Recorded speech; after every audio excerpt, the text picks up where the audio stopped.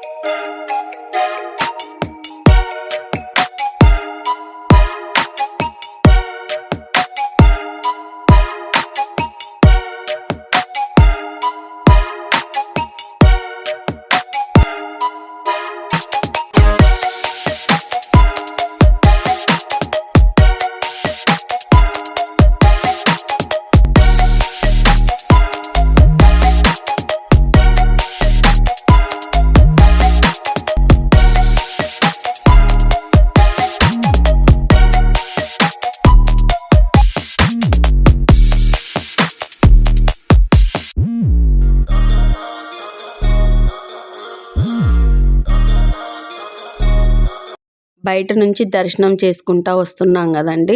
ఇదిగోండి లోపల మన బాబా గారికి సమాధి చేసిన గురువు గారంట. ఈయన బాబా గారంట. మన బాబాజీ గారికి సమాధి జరిగేటప్పుడు అక్కడే ఉన్నారంట ఈ గురువు గారు. ఇదిగోండి ఆయన సమాధి అనమాట ఇది. ఈ బాబా గారికి శిష్యురాలంటండి ఈ అమ్మ. ఆ అమ్మ సమాధి కూడా పక్కనే ఉందన్నమాట. ఇక్కడ ఉయ్యాలన్నమాట ఇదంతా కూడా. చూడండి చుట్టూ ఉన్న ప్లేస్ మొత్తం కూడా చూడండి.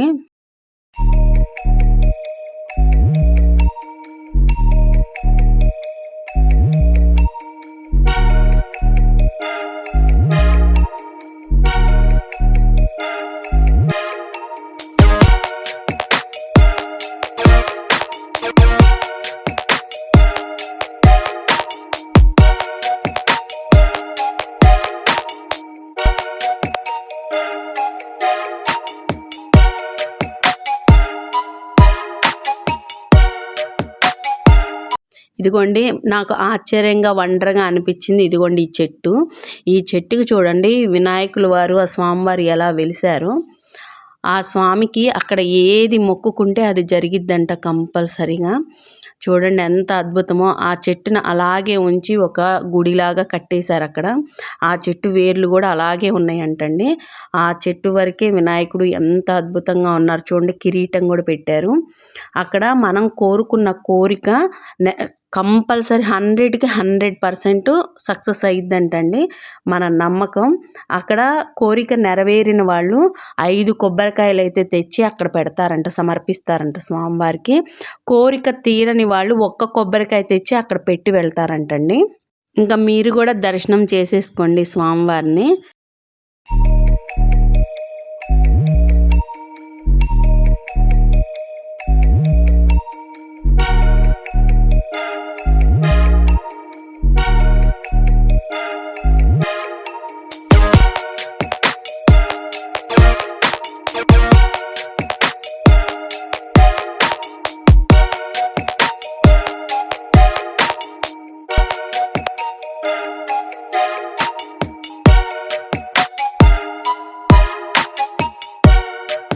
ఇక్కడ ఇంకో అద్భుతం అని చెప్పాను కదండి, 2 అని చెప్పాను కదా. ఇదిగోండి కన్యాకుమారి మాత. ఇక్కడ కన్యాకుమారి మాత ఉన్నారు. దర్శనం చేసుకుందాం. ఇక్కడ పక్కన ఆశ్రమం చూపిస్తున్నాను కదండి, అక్కడ అందరూ లోపలికి ఎవరు నో ఎంట్రీ అంటండి. ఎవరు లోపలికి వెళ్ళటానికి అయితే వీల్లేదంట. ఓన్లీ కన్యలు మాత్రమే ఉంటారంట అండి. అక్కడ పెళ్ళి కాని వాళ్ళు ఉంటారు కదా, వాళ్ళు కేవలం 3 రోజులు మాత్రమే ఇలా బయటకొచ్చి, బయటకంటే ఆశ్రమం బయటికి కాదండి, ఆ రూముల్లో నుంచి బయట అక్కడే గుడిలాగా ఉంది, అది కూడా హోమగుండం కూడా తీస్తానండి. అక్కడికొచ్చి హోమం చేసి, ఇదిగోండి ఇది హోమగుండం. అక్కడి నుంచి ఆ రూముల్లో నుంచి బయటికి ఆ 3 రోజులు వచ్చి హోమగుండం దగ్గర ఇదంతా కూడా ఎవరిని ఎలో చేయరంటండి, కన్యలు మాత్రమే హోమం చేస్తారంట. అందుకని మొత్తం కటకటాల్లోంచి తీస్తున్నాను. అంత తాళాలు తీరనమాట, వాళ్ళ వరకే వెళ్తారంట అక్కడికి. వాళ్ళు 3 రోజులు బయటకు వచ్చి హోమం చేస్తారంట. చూడండి ఎంత అద్భుతమో, ఓన్లీ కన్యలు మాత్రమే ఉంటారంట అక్కడ. ఏంటంటే బాబాజీ గారు ఉన్నప్పుడు ఒక ఆవిడ అలా ఎవరూ లేకుండా ఉన్నప్పుడు అప్పటి నుంచి ఆదరిస్తూ కన్యలు వాళ్ళందరినీ కూడా ఇప్పుడు కూడా ఆ కాలం నుంచి ఈ కాలం వరకు కూడా అక్కడ కన్యల్ని అంతే అద్భుతంగా ఆదరించటం, అక్కడ వాళ్ళు ఉండటము, అక్కడ పూజలు చేసుకోవటం అప్పటి నుంచి అలా వస్తూ ఉందంటండి. ఇంకో టెంపుల్ ఎదురేనమాట, నడిచి వచ్చేయచ్చు. మనకి దత్తాత్రేయ స్వామి 3 ముఖాలతో కనిపిస్తారు కదండి, ఇక్కడ ఏకముఖి దత్తాత్రేయ స్వామి అండి. ఇదిగోండి ఆ స్వామివారిని దర్శనం చేసుకోండి. ఏకముఖి అంటే ఒకే తలకాయతో ఉన్న దత్తాత్రేయ స్వామి అనమాట. ఇదొక అద్భుతం అనమాట. అందుకే మీకు ఈ వీడియో స్కిప్ చేయకుండా చూడమని చెప్పాను. ప్రతి ఒక్కటి అద్భుతమే అనమాట. మనము దత్తాత్రేయ స్వామి గుడికి ఎక్కడికి వెళ్ళినా 3 తలకాయలు ఉన్న దత్తాత్రేయ స్వామినే చూస్తాం కదా, ఇక్కడ ఒక్క చాట మాత్రమే ఏకముఖి దత్తాత్రేయ స్వామి ఉన్నారంటండి. చాలా అద్భుతంగా అనిపించింది. చూడండి అక్కడ గుడి మొత్తం కూడా కింద ఆంజనేయుల స్వామివారు, బయట అంతా స్వామివార్లు ఉన్నారు. వచ్చేయండి దర్శనం చేసుకుందాం అందరినీ.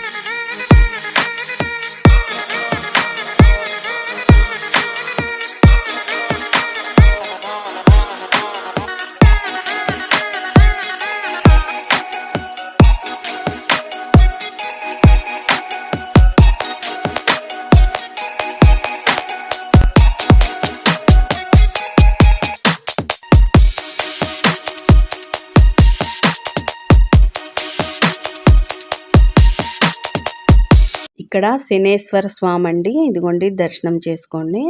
ఇంకో టెంపుల్ కొంచెం ముందుకు నడిచి వెళ్తే ఖండోబా ఆలయం అంటండి, ఖండోబా దేవుడు ఇక్కడ.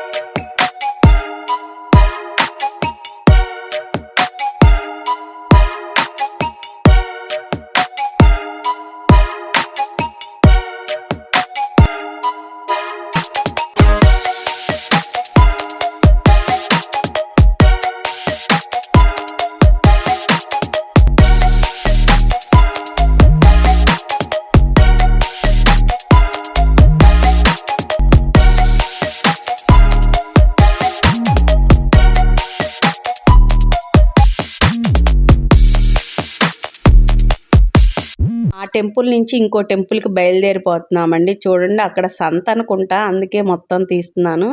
కూరగాయలన్నీ చాలా ఫ్రెష్గా ఉన్నాయి. ఇక్కడ వీరభద్రుని టెంపుల్కి అయితే వచ్చేసామండి. ఇక్కడ కూడా దర్శనం చేసుకుందాం వచ్చేయండి. ఇక్కడ ప్రత్యేకత వచ్చేసి సాయిబాబా అప్పుడప్పుడు ఇటువైపు వచ్చినప్పుడు ఇక్కడికి వచ్చి ఇక్కడ కొద్దిసేపు కూర్చొని ఈ ఆలయంలో వెళ్ళేవారంట సాయిబాబా గారు. అందుకని చెప్పి అదొక విశిష్టత అనమాట. ఇక్కడ వీరభద్రుని టెంపుల్ అనమాట. చూడండి టెంపుల్ మొత్తం కూడా తీస్తున్నాను. దర్శనం చేసుకుందాం వచ్చేయండి.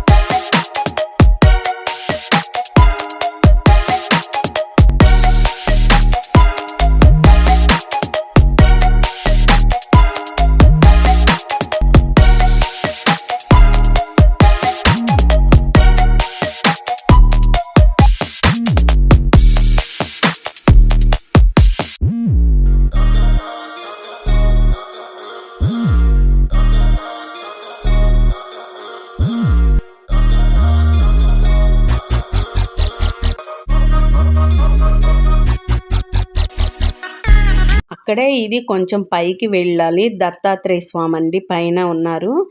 ఇక్కడ కొంచెం మెట్లు ఉంటాయన్నమాట. ఆ మెట్లు ఎక్కి పైకి వెళ్తే దత్తాత్రేయ స్వామి కూడా ఉన్నారనమాట. అక్కడ కూడా దర్శనం చేసుకొని మళ్ళీ మేము కిందకు వచ్చేసి స్వామివారి దగ్గర మేము ఫోటోలు అవి దిగి కొద్దిసేపు కూర్చొని మెడిటేషన్ అయితే చేసుకున్నామండి అందరం.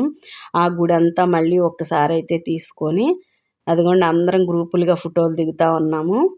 ఇంకా కాసేపు కూర్చున్నాము. అయిపోయాక దర్శనం ఉండి ఇంకా అక్కడే కాసేపు ధ్యానం అయితే చేసుకున్నామండి. చేసుకొని ఇంకా మళ్ళీ వేరే టెంపుల్కి అయితే వెళ్ళిపోవాలని చెప్పేసి బయలుదేరిపోతున్నాము.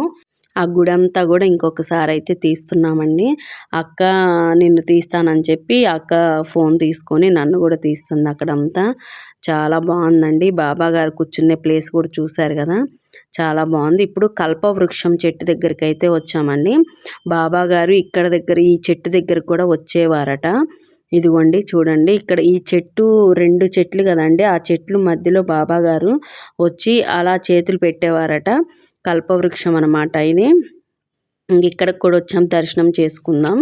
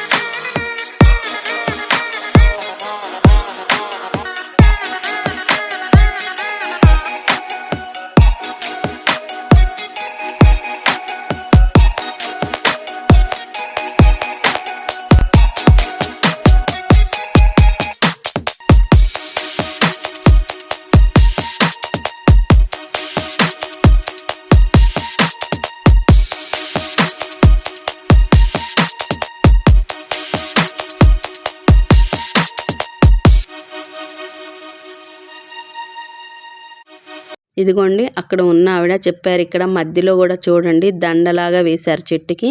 బాబా గారు అక్కడైతే చేతులు పెట్టి అట్లా కొద్దిసేపు ఉండేవారట సాయిబాబా గారు. అందుకని చెప్పి మేము కూడా అందరం అక్కడ చెట్టు దగ్గర అలా దండం పెట్టుకున్నాము. ఇదిగోండి ఇదంతా చెట్టు అంతా ఇంకొకసారి తీస్తున్నాను చూడండి. అక్కడ ఫ్లవర్స్ కూడా ఉన్నాయండి, కింద పడతాయి అన్నమాట. కల్పవృక్షము అసలు రోడ్డు పక్కనేనండి. చాలా అద్భుతం అంటే అద్భుతం అనిపించింది. రోడ్డు పక్కనే ఉంటుంది. చూడండి ఎంత బాగుంది. ఇక్కడ చిన్న టెంపుల్ అయినా సరే చాలా అద్భుతం అండి. ఆ షిరిడి మొత్తం మనం ఆటోలో తిరుగుతున్నాం కదా, బాబా గారు ప్రతి అడుగు నడిచారని మేము ఆటోలో వెళ్తూ అనుకున్నాం. ఇంత దూరము బాబా గారు నడిచారు అప్పట్లో, మనం మాత్రం ఆటోల్లో తిరుగుతున్నాం అని చెప్పి మేము అనుకుంటున్నాము. చాలా అద్భుతం అనిపించిందండి. నా ఛానల్ని ఫస్ట్ టైం కనుక చూస్తే ప్లీజ్ లైక్, షేర్, సబ్స్క్రైబ్ అయితే చేసుకోండి. Thank you. సబ్స్క్రైబ్ చేసేసుకోండి.